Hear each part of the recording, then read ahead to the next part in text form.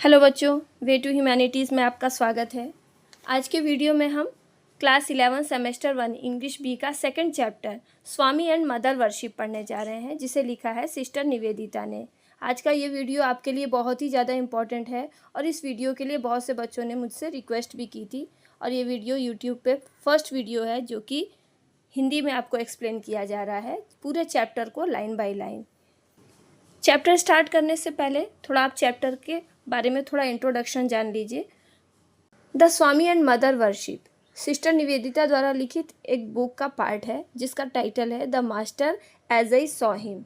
इस बुक में उन्होंने स्वामी विवेकानंद जी के जीवन का एक बहुत ही इंस्पायर करने वाला डिस्क्रिप्शन प्रस्तुत किया है। ये बुक 1910 में लिखी गई थी। सिस्टर निवेदिता का रियल नेम है मार्गरेट एलिजाबेथ नोवेल और वो स्वामी विवेकानंद की एक बहुत ही क्लोज डिसिपल यानी बहुत ही करीबी शिष्या थी। इस बुक में उन्होंने स्वामी विवेकानंद जी के साथ अपने अनुभवों को प्रकट किया है और ये एक क्लासिकल टेक्स्ट है। बच्चों, ये चैप्टर थोड़ा लेंदी है और बहुत ही ध्यान से पढ़ने वाला है, इसलिए इस चैप्टर को लाइन बाय लाइन अगर आप समझना चाहते हैं तो इसे अलग अलग पार्ट में समझना होगा। अगर आप पूरा चैप्टर अच्छे से एक बार समझ लेते हैं तो आपसे कहीं से भी कोई भी क्वेश्चन पूछा जाएगा तो उसका उत्तर आप आराम से दे सकते हैं। इसलिए इस चैप्टर को मैंने 3 पार्ट्स में बांटा है। आप इसे धीरे धीरे और एक एक करके लाइन बाय लाइन अच्छे से समझें। तो चलिए शुरू करते हैं। The Swami and mother worship bye sister Nivedita. The story of the glimpses which I caught of this part of the Swami's life would be singularly incomplete if it contained no mention of his worship of the mother. Sister Nivedita ji कह रही हैं कि जो glimpses, जो झलकें उनके जीवन की उन्होंने प्राप्त की हैं, किनके जीवन की? स्वामी विवेकानंद के जीवन की। जो भी झलकें उन्होंने प्राप्त की हैं, अगर वो उसका वर्णन करती हैं तो वो तब तक इनकम्प्लीट है जब तक उनकी वर्शिप किसके प्रति? माँ के प्रति, काली माँ के प्रति, उनकी पूजा का अगर वो मेंशन नहीं करती, माँ काली के प्रति जो वो पूजा करते थे उनका अगर वो मेंशन ना करे तो उनका जो भी डिस्क्रिप्शन दे रही है वो इनकम्प्लीट है। स्पिरिचुअली स्पीकिंग, आध्यात्मिक रूप से कहा जाए तो I have always felt there were 2 elements in his consciousness. कहती हैं कि अगर मैं आध्यात्मिक रूप से कहूँ तो मैंने महसूस किया कि उनके जीवन में उनकी चेतना के 2 तत्व थे। उनकी चेतना के 2 तत्वों को नोटिस करती हैं। Undoubtedly he was born a ब्रह्मज्ञानी। निश्चित रूप से वो एक ब्रह्म ज्ञानी के रूप में जन्म लिए थे। एज रामकृष्ण परमहंस सो फ्रीक्वेंटली इंसिस्टेड, और ऐसा रामकृष्ण परमहंस जी ने भी कई बार कहा है कि वो जन्म से ही ब्रह्म ज्ञानी थे। When he was only 8 years old, sitting at his play, he had developed the power of entering samadhi. जब वो केवल 8 साल के ही थे तभी खेल खेल में ही उनके अंदर समाधि ग्रहण करने की, समाधि में प्रवेश करने की शक्ति डेवलप हुई। The religious ideas toward which he naturally gravitated, और उन्होंने धार्मिक विचार भी नेचुरली उनके अंदर विकसित हो गए। वर हाईली एब्स्ट्रैक्ट एंड फिलोसॉफिकल, और वो सारे जो विचार थे बहुत ही ज्यादा फिलोसॉफिकल थे, बौद्धिक थे।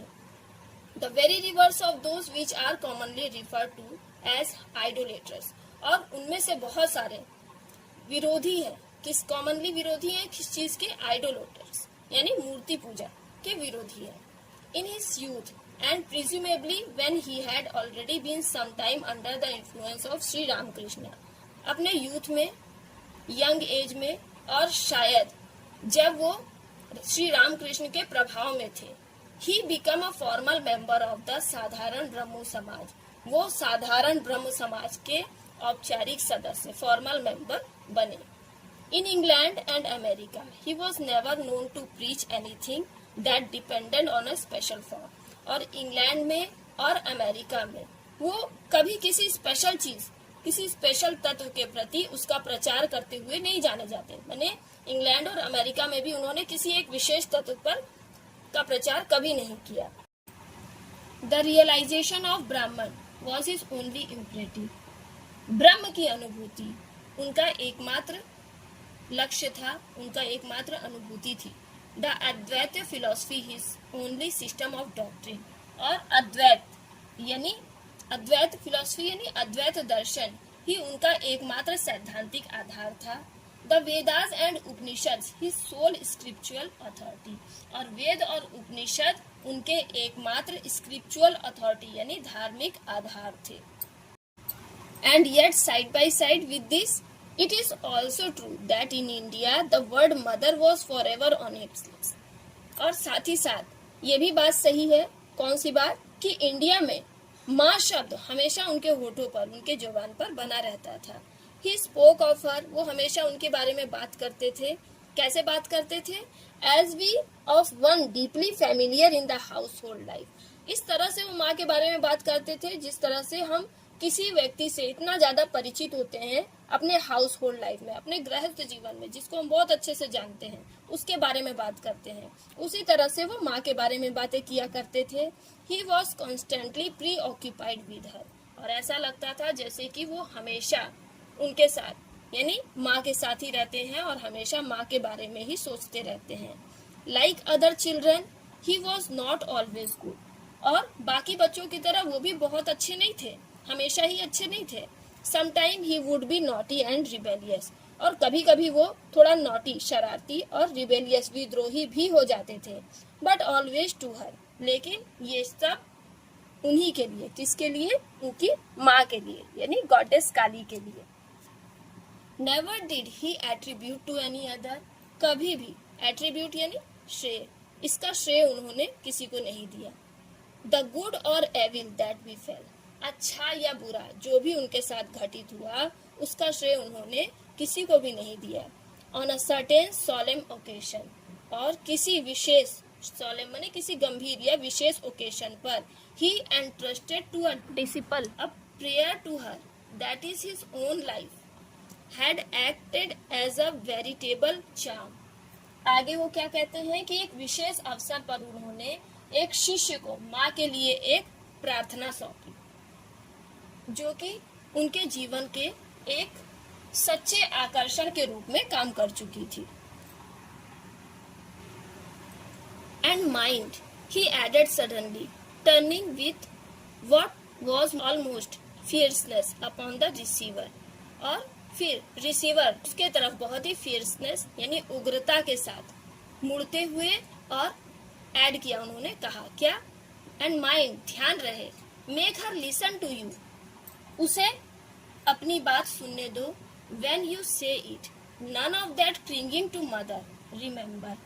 और उन्होंने कहा कि जब तुम माँ से कुछ कहो तो उन्हें तुम्हारी बात सुनने दो, इसमें कोई भी बात माँ के लिए क्रिंगिंग नहीं है यानी चापलूसी से भरी नहीं है। जो भी प्रेयर में उन्होंने कहा है वो बात, उसमें कुछ भी चापलूसी भरा नहीं है माँ के लिए। रिमेम्बर, याद रखना। Every now and then he would break out with some new fragment of description, और फिर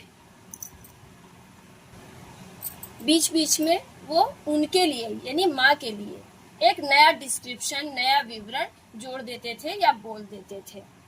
the right hand raised in blessing, the left holding the sword, माँ का राइट हैंड आशीर्वाद देने के लिए और लेफ्ट हैंड क्या है, तलवार धारण किए हुए है।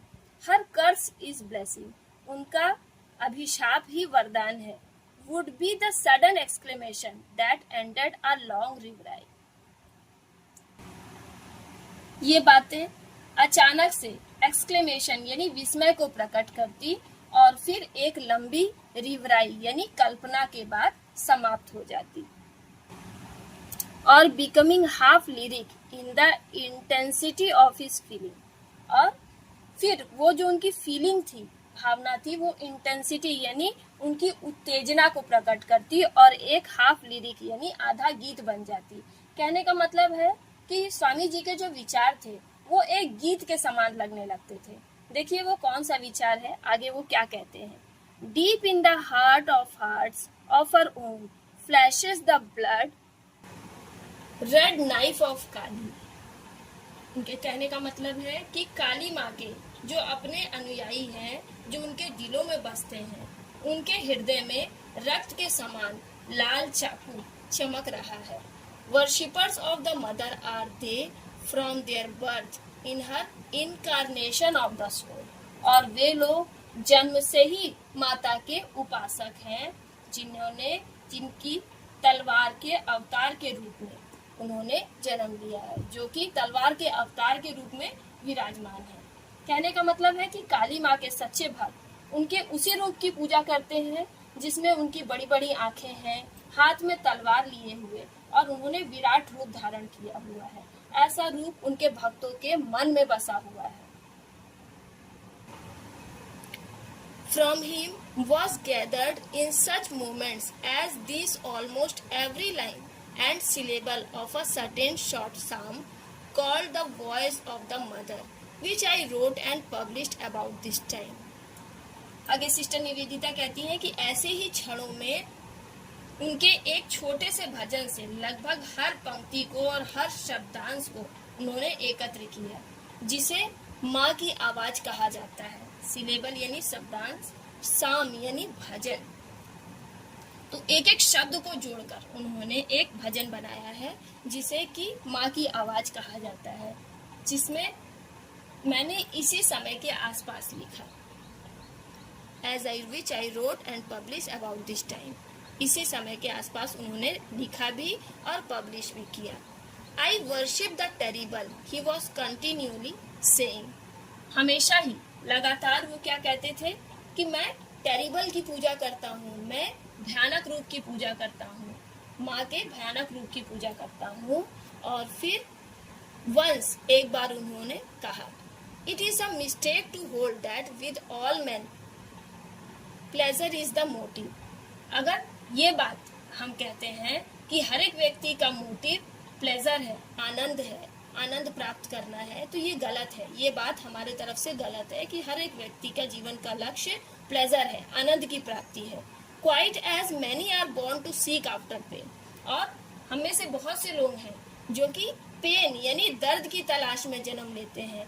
Let us worship the terror for its own सेक। तो आइए हम इस चीज के लिए अर्थात दर्द की तलाश के लिए आतंक यानी टेरर की पूजा करते हैं। He had a wholehearted contempt for what he regarded as squeamishness or mawkishness.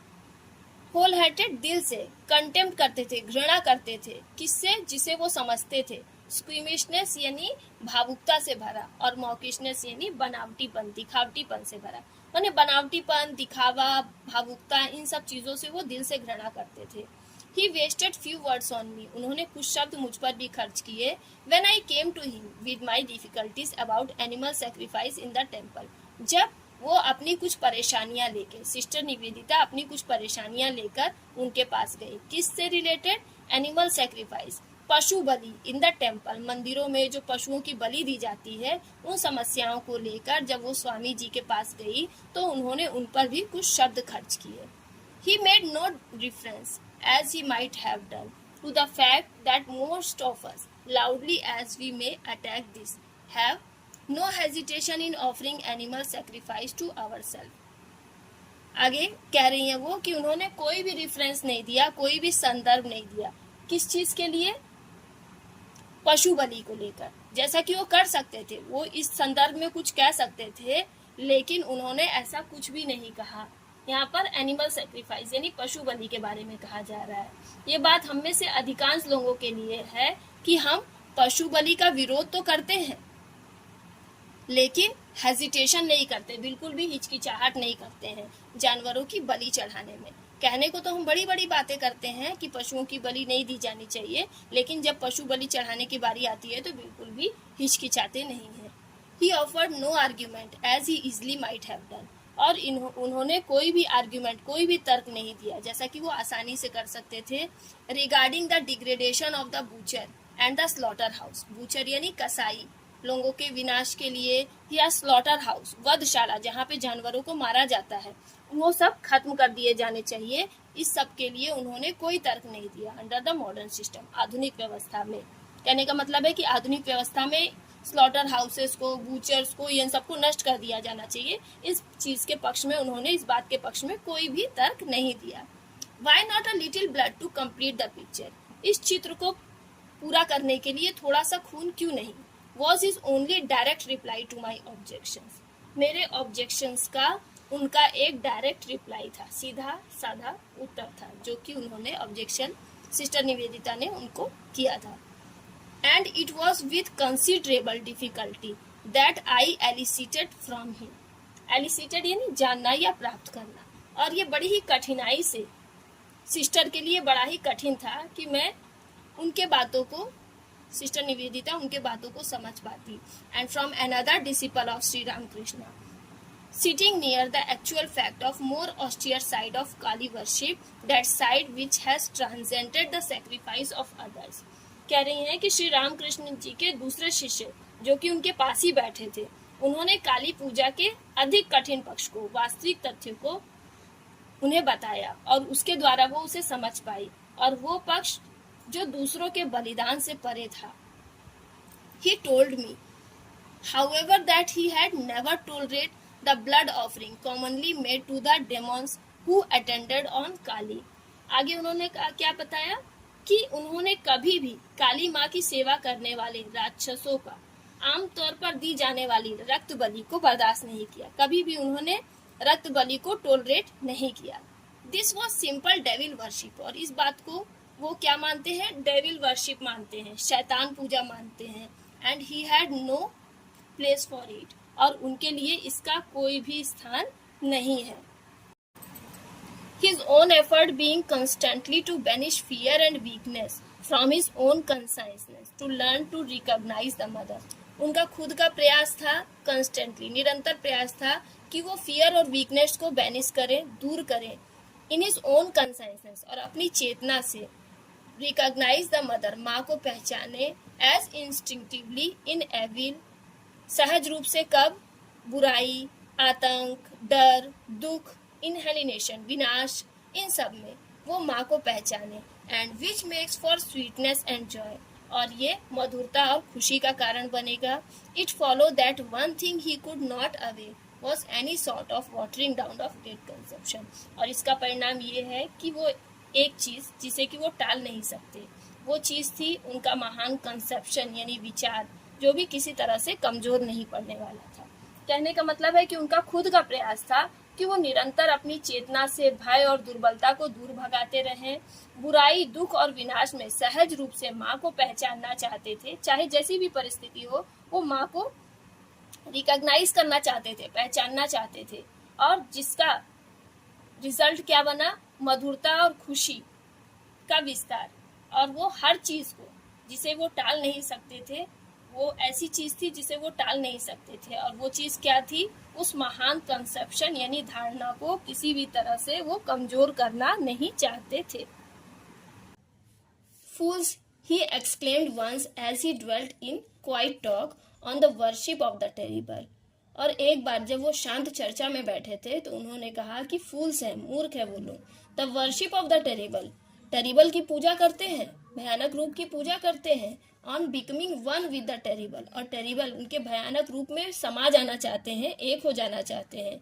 Fools, they put a garland of flowers round thy neck, और वो फूलों की माला दाई यानी तुम्हारे यानी माँ के गले में चढ़ाना चाहते हैं.